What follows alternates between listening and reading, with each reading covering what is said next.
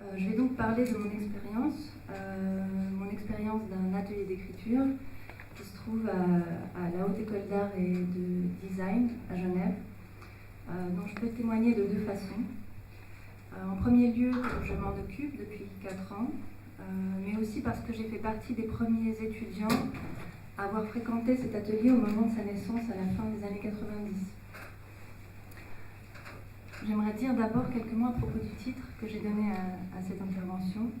J'ai emprunté et détourné une phrase de David Hunting, un critique d'art et poète américain, une phrase à propos de ses talk poèmes ou poèmes parlés, qui était « Si quelqu'un arrivait et se mettait à vous parler un poème, comment sauriez-vous qu'il s'agit d'un poème ?» Alors voilà, je l'ai reprise pour moi et un peu arrangée. Parce que ce qu'il dit du poème, cette façon de le définir quelque part entre sa situation dans la parole et une hésitation dans la forme,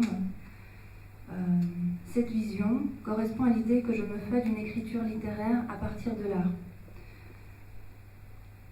Parce que si quelqu'un arrivait et se mettait à me lire un tableau à voix haute, je ne douterais pas une minute qu'il s'agit d'un tableau.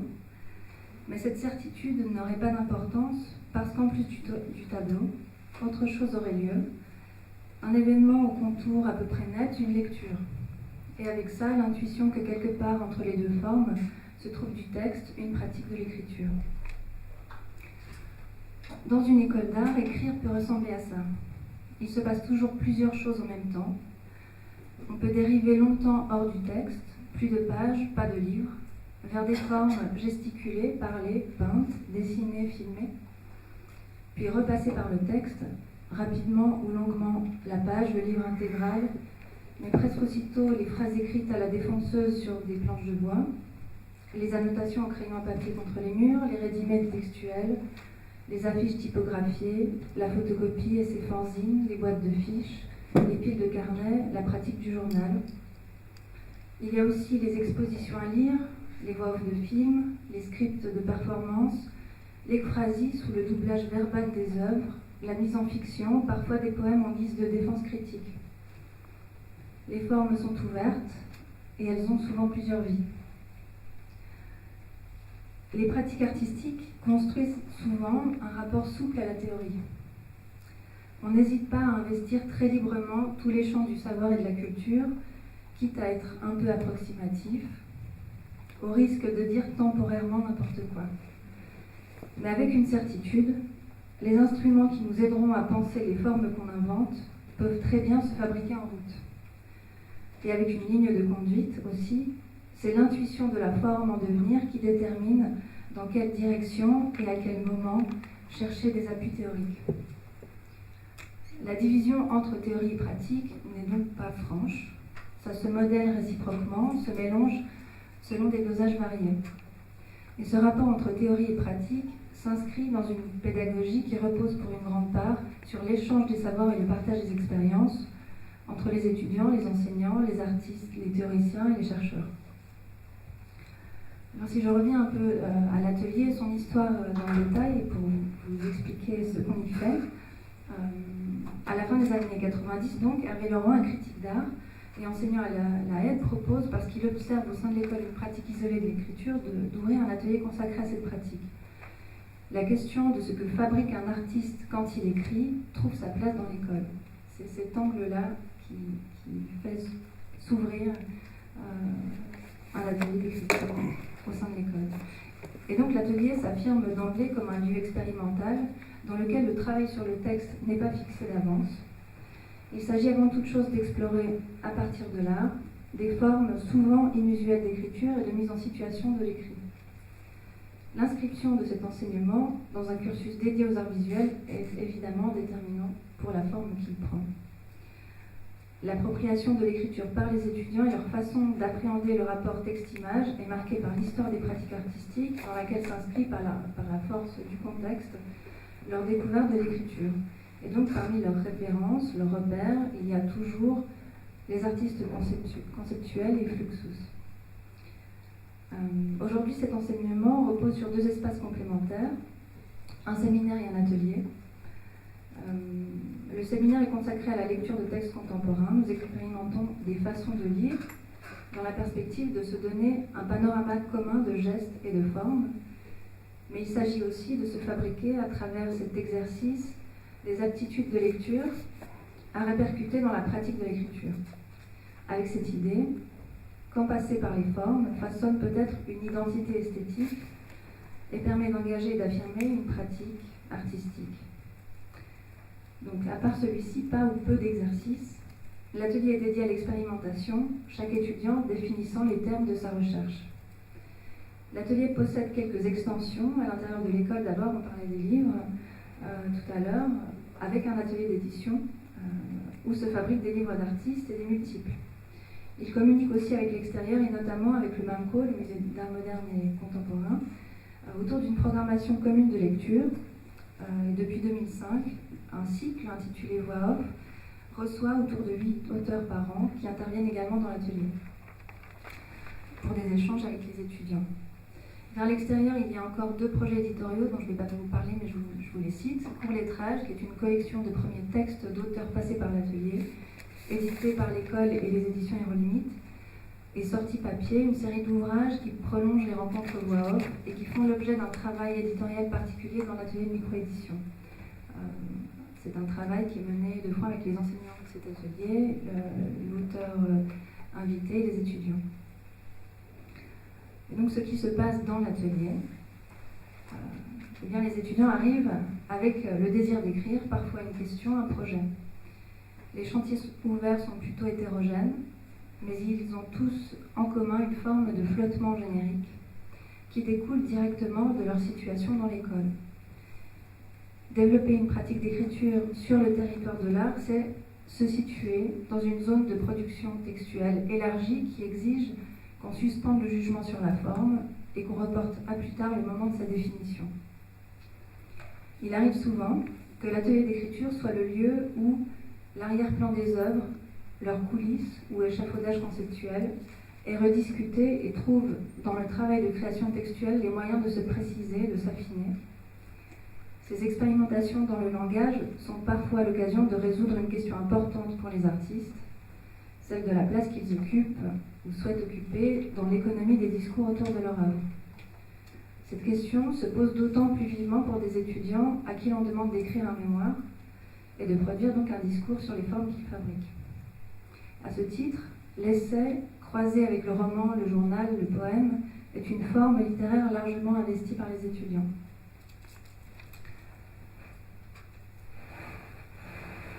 C'est pas ça. Ah ben, il fallait que je recule.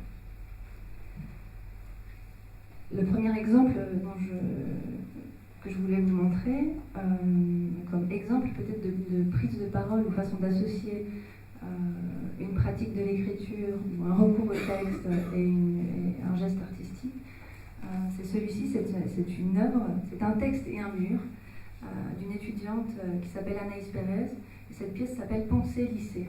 Et donc il s'agit de penser et de lisser un mur.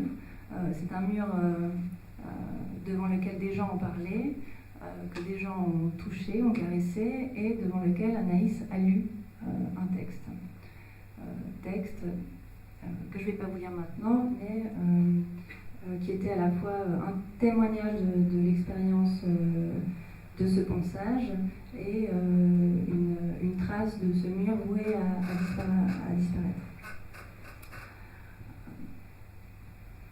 Donc, écrire ici, c'est aussi décider de ne pas choisir une forme contre une autre, un texte contre un mur.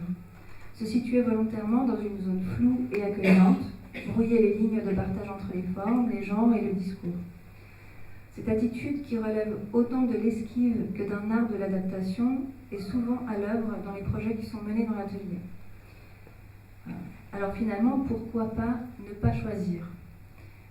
C'est l'objet de ce livre, de ce fanzine, qui est un fanzine de travail, qui n'est pas un livre achevé, mais qui est un objet-livre utilisé pour regarder un travail d'écriture et de dessin qui se passe dans des carnets.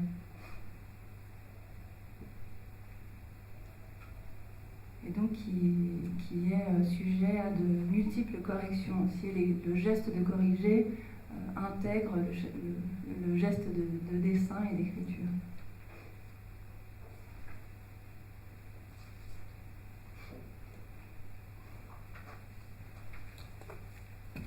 Alors finalement, pourquoi pas ne pas choisir?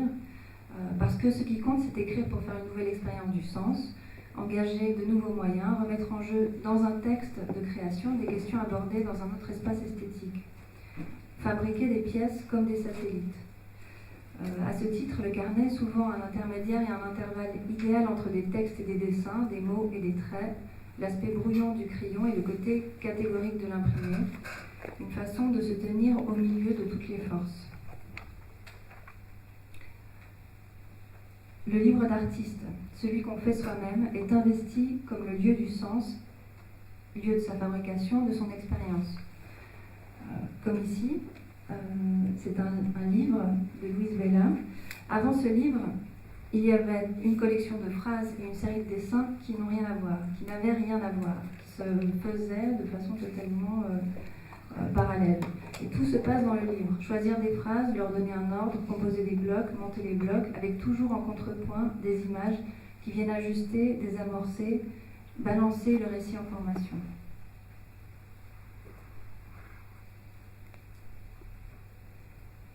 Et donc celui qui écrit se trouve dans la situation particulière d'être de tous les côtés du livre. Parce qu'on peut aussi écrire directement dedans, à même sa forme. C'est le cas de ce travail-là, qui est un travail autour du livre de Édouard Levé, Autoportrait, et qui est un travail qui consistait à enlever du texte pour ne garder que les phrases avec laquelle l'étudiante était d'accord ou avec laquelle l'étudiante pouvait constituer un autoportrait.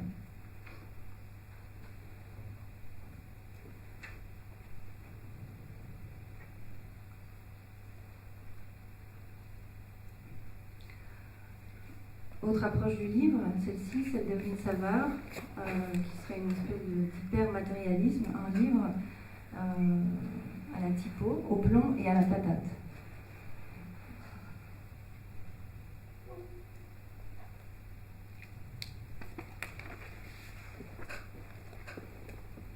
C'est à la fois le lieu où les choses se retrouvent, mais où les choses se fabriquent. La vitesse et le choix de faire soi-même importent beaucoup. Il y a une sorte d'urgence à dire et à partager. Les choses s'arrêtent rarement à l'écriture d'un texte. Un livre est fabriqué. On organise le moment où on le donne aux autres. Lecture, performance, fête. On donne une forme à cet événement, anticipant sur les souvenirs, les échos de cette expérience dans d'autres personnes, textes, œuvres. Donc là vient la question aussi du fanzine, du petit livre. Au moment où l'objet texte n'est pas forcément achevé, mais qui peut accompagner un texte en cours d'écriture. Comme celui-ci, première édition à revoir et corriger. La dernière page. Donc les modes de diffusion sont très divers et sont destinés souvent à être combinés.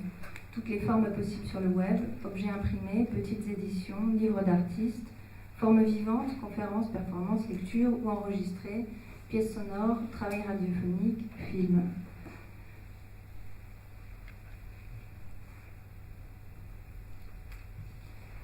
De manière générale, la création textuelle puise sa force du contact avec les autres pratiques artistiques, auxquelles elle emprunte un vocabulaire et des logiques de création, lui permettant de se penser et de se pratiquer autrement. Il y a du mimétisme à l'œuvre qui est positif et émancipateur pour le texte.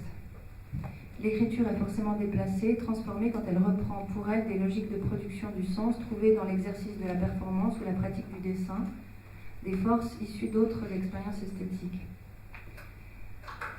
Dans l'atelier, on parle souvent du texte comme d'un dispositif. Notre vocabulaire est analogique. Ce sont des montages, des collections, des diaporamas, des travelling fabriqués avec du langage. La question de l'adaptation revient souvent. Apparaissent des textes qui ont la particularité d'exister dans plusieurs dimensions à la fois. Une pièce met un texte, voire une vidéo, puis une lecture, et peut-être au bout une archive imprimée ou virtuelle. Un texte peut être reçu pour lui-même et peut-être dans le même temps s'articuler à d'autres formes via une grande variété de jointures, d'attaches. Le texte joue parfois le rôle de clôture pour un cycle d'objets et de gestes. C'est le cas ici, c'est un exemple de cette logique de l'adaptation. Une vidéo qui présente une série d'objets, objets qui sont fabriqués, qui existent en tant qu'objets. Une lecture à l'intérieur d'une vidéo, une lecture à l'extérieur d'une vidéo avec des objets présentés sur un socle. Et un texte qui interagit avec les objets, avec les situations à chaque fois, qui est repris de manière différente. Et donc j'ai parlé des textes, de ces formes, qui sont peut-être des textes limites, parce qu'il me semble que ce qui caractérise ces pratiques, c'est vraiment cette logique de l'adaptation, ce travail autour du pouvoir d'accommodation des formes, et toujours cette très grande attention au contexte. Mais si les formes textuelles qui se fabriquent ici ne sont pas systématiquement augmentées, elles assument volontiers un caractère ouvert, fragmentaire, inachevé, voire interminable. Merci. Ah, je croyais que vous terminiez sur interminable. Non, parce qu'on a quand même vraiment là un problème de timing, il y a encore... Ok. J'ai cru que c'était votre chute, pardon. Oui, c'est ma chute. Non, mais allez-y, je voulais allez-y. vous montrer une vidéo, mais elle fait 1 minute. Ah bah montrez-la nous, bah 1 minute, on est... 1 minute, on fait. 1 minute, c'est assumable. Ok. Alors... Et on est douce, c'est des bouffées campagnoles, grosses tranches de campagne, avec des pâtes et saucissons et du vin rouge. Mais avant, il y a apéro. Et je faisais, il y avait comment ça, des pastis. Et donc on mange, on boit un peu de vin douce, où on est assez nombreux, et on s'assoit, on boit le café. Et moi. Mais d'un coup, j'ai plus rien vu. Je suis pas bien. Je me suis levé. J'ai entendu un compas autour de moi et je me rappelle la sensation. C'est un blouson en cuir. Je touche du cuir. Et je sais pas si c'est un blouson en cuir. C'est un cuit, je suppose. J'ai entendu des gens qui se sont levés, j'ai entendu plus rien. Et j'avais cette sensation de cuir. Mais non, je n'ai pas voulu. J'aurais dû peut-être. J'ai pas mauvais. Mais un truc, je me rappelle de rien. Et maintenant, j'étais en fessé. Il faisait des trucs comme ça, je suppose. J'ai pas de souvenirs. J'ai ces sensations de cuir. J'ai touché des boussons. Mais j'ai même pas eu après. C'était ma faute. Mais c'est quelque chose. Bravo.